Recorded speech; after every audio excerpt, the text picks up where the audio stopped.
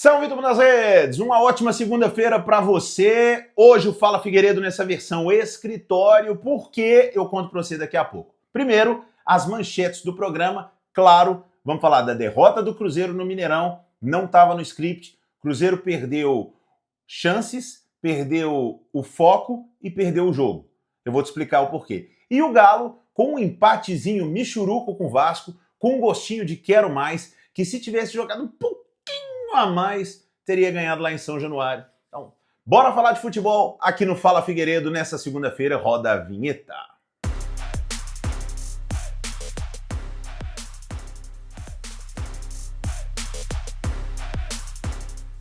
Então vamos lá. Já pedindo para você se inscrever aí no canal, clica no like, no sininho, clica onde você quiser, só não clica no sair, pra gente poder trocar uma bola aqui, pra gente poder bater uma bola. Tô aqui pensando, inclusive, com quem que eu começo. Porque acho que eu vou de Cruzeiro, porque a frustração foi bem maior ontem, né?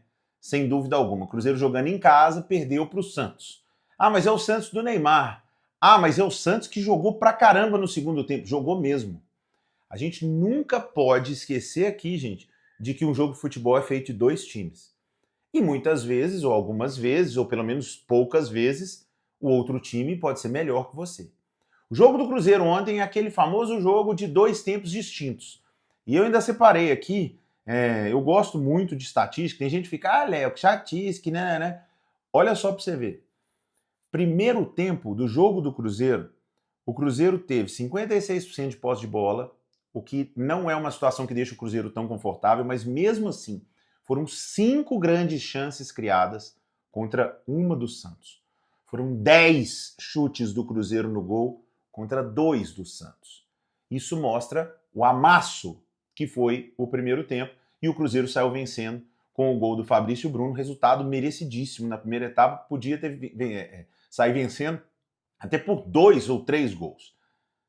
A gente muda para o segundo tempo, gente. Tem 3 grandes chances do Santos e uma grande chance do Cruzeiro. Tem 7 chutes do Santos e 9 do Cruzeiro. Ou seja, mesmo assim, o Cruzeiro ainda chutou muito no gol. Qual foi a grande diferença do jogo? A concentração. Depois que o Caio Jorge teve o gol anulado, o Santos merecidamente empatou o jogo, o gol do Guilherme, bom jogador, né? O Neymar não é o mesmo Neymar em velocidade, mas tecnicamente tem uma bola que ele deixa o Fabrício Bruno no chão, né? É craque demais. Mas ok, o Santos melhorou. Depois que o Santos empata, o Cruzeiro volta de novo para o jogo, para tracionar o jogo e 2 minutos depois vem o gol do Caio Jorge, que é anulado.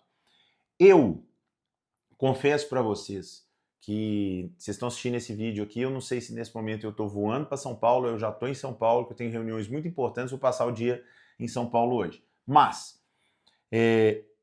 eu ainda não estou completamente convencido daquela falta do Matheus Pereira. Eu não tive uma imagem, pelo menos na transmissão, que fosse conclusiva para mim de que o Pereira fez a falta no Zé Rafael.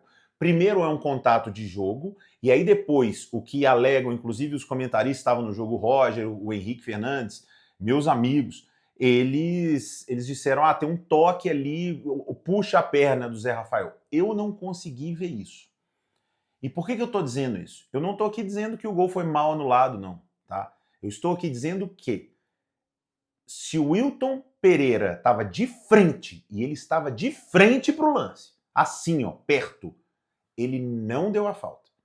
Se não vem uma imagem conclusiva, assim, ó, mostrando, cara, pegando na canela, falta, eu não estou convencido daquela falta.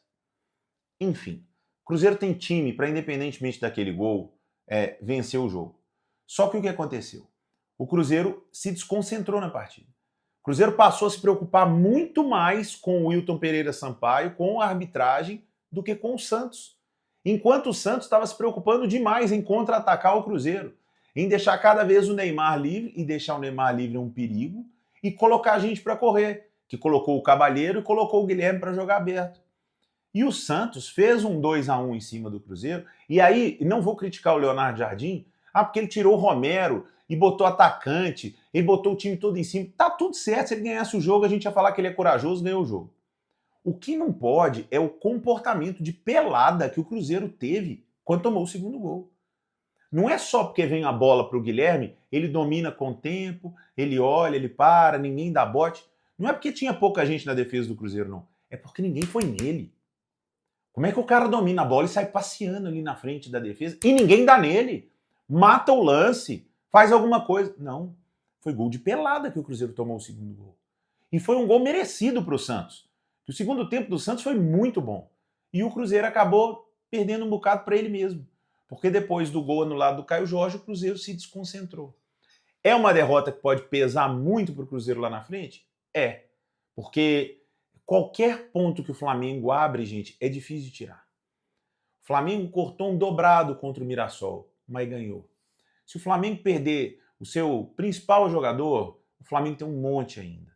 Se o Cruzeiro perde o Matheus Pereira ou o Caio Jorge deu uma torcida no pé do gramado Mineirão lá. E aí? Então o Cruzeiro não pode deixar o Flamengo desgarrar de jeito nenhum. E jogo em casa, para quem quer ser campeão, não pode perder. Não pode perder. Então é um jogo que pode pesar muito lá na frente. Tá? Acende alerta no Cruzeiro? Não. Acho que acende pelo menos um alertinha, esse de não se desconcentrar por causa da arbitragem.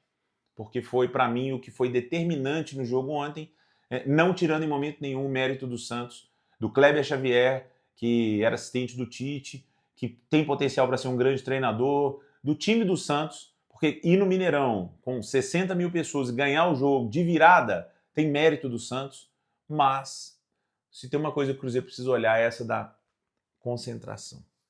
Tá bom? Vamos falar do Galo então? Vamos pro outro lado da lagoa. Solta aí, Tatá. A vinheta que a Tamara adora. Os sapinhos na lagoa. Do outro lado da lagoa. O Galo foi a São Januário, onde costumeiramente, ao longo da história, se você pensar e falar um empate em São Januário com o Vasco, não é um resultado ruim. E eu digo para vocês, depende do Vasco que você está encarando. Depende do Vasco que você está encarando. Se é contra o Vasco lá do Felipe, do Juninho Pernambucano, do Luizão, e do Vasco campeão de Libertadores, do Vasco multicampeão, beleza. Mas nós estamos falando de qual Vasco? Do Vasco que se classificou na Copa do Brasil. Contra quem? Não, o Vasco não tem um grande time. O Vasco não vive um grande momento. E o Vasco está se construindo com o Fernando Diniz, que aos poucos vai trazendo aquela qualidade que o Diniz tem de ficar com a bola, só que falta material humano no Vasco. Falta material humano. Mas, depois de um primeiro tempo bem lesco-lesco, vamos colocar assim, onde o Galo fez 1-0 com o Gabriel Menino, muito bom do Menino fazer o gol mais rápido do campeonato, um belo gol do Gabriel Menino, e o Galo não conseguiu aproveitar espaços que o Vasco já deu desde o início, porque o Vasco já começou o jogo perdendo, gente. Com 30 e poucos segundos lá, já estava 1-0. Toma um gol de empate ali numa, não vou dizer uma fatalidade, mas um lance ali confuso, e vem o pênalti, que o Verratti bate e empata o jogo. Mas quando a gente vai para o segundo tempo, ainda um bocado de lesco-lesco e tudo, a diferença do Galo para o Vasco apareceu. O time do Vasco não tinha mais perna e não tinha peça. E o Galo, pelo menos na teoria, tinha. Tanto que a reta final do jogo era para o Atlético ganhar o jogo. Tava o time do Vasco inteiro lá atrás, em São Januário. E o Galo perdendo os gols. Ô Biel, você tá de sacanagem. Eu sei que você não é um grande finalizador, não foi contratado para ser artilheiro no Atlético, mas não pode perder um gol daquele. Não pode perder. E outra coisa, a falta de capricho da turma ali da frente. O Bernard, gente, o que aconteceu com o Bernard nessa volta do Atlético?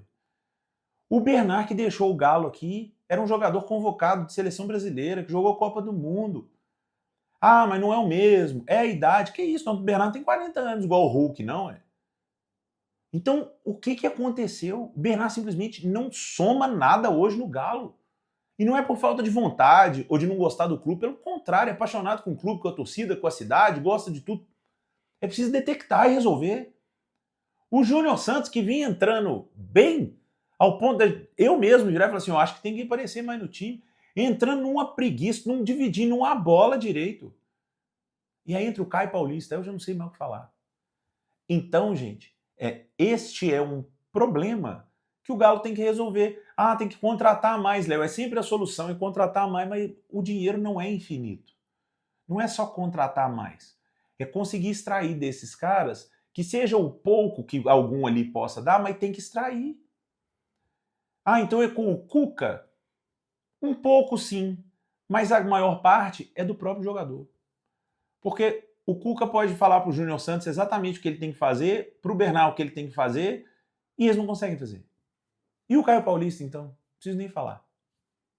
Teve um lance lá que ele dá uma tropicada na bola, cede um lateral lá. Então, gente, é o que o Atlético tem. Mas dá para ser melhor com o que o Galo tem. E tem aí agora tem um sinal de alerta gigantesco tocando na cidade do Galo que se chama possibilidade de perder o Gustavo Scarpa, que é hoje o melhor jogador do Atlético. Desde que resolveu a parada de salário atrasado, aquele período turbulento, melhor inclusive que o Hulk nos últimos jogos. O Scarpa tem sido o jogador mais regular, o mais lúcido do time do Atlético. E a possibilidade de perder o Scarpa para futebol árabe, e ela existe, porque quando o árabe vem para a parada, lá literalmente o dinheiro brota do chão, gente. Perder o Gustavo Scarpa agora seria trágico para o Atlético. Então, não só a turma, a segunda unidade, como a gente diz na NBA, no basquete, né? O segundo time, a galera que entra ali no segundo tempo, eles precisam somar alguma coisa no time e ajudar lá na frente, como o Galo também não pode vender o Scarpa. E mesmo assim, ficou um gosto amargo desse empate com o Vasco, porque era para ganhar o jogo. Ah, mas você está sendo muito corneta. Será que eu tô? Olha para a folha e para o time do Atlético, pra você falar que meio de tabela é normal pro Galo. Olha para o time do Vasco e olha para o time do Galo. E fala que é normal empatar. Fala que é normal. Não é. Ah, mas o Galo não tinha o Hulk. Pois é. E eu que tinha feito um comentário semana passada de que a Hulk dependência tinha diminuído. Já não sei. Imagina a dependência de ficar sem o Scarpa. Né? Não pode vender de jeito nenhum. Tá bom, turma? Uma ótima segunda-feira para vocês. Na saída aí, se não desliga o vídeo ainda não. Clica no sininho, se inscreve no canal. E amanhã a gente fala mais aqui no Fala Figueiredo. Aí eu espero estar no meu estúdio, bonitinho, com tudo melhor. Se Deus quiser, já tendo ido e voltado em São Paulo e resolvido um bocado de coisa importante lá. Tá bom? Beijo pra vocês. Fiquem com Deus. Aqui do Fala Figueiredo, versão estúdio de casa. Tá tudo dito. Tchau, tchau.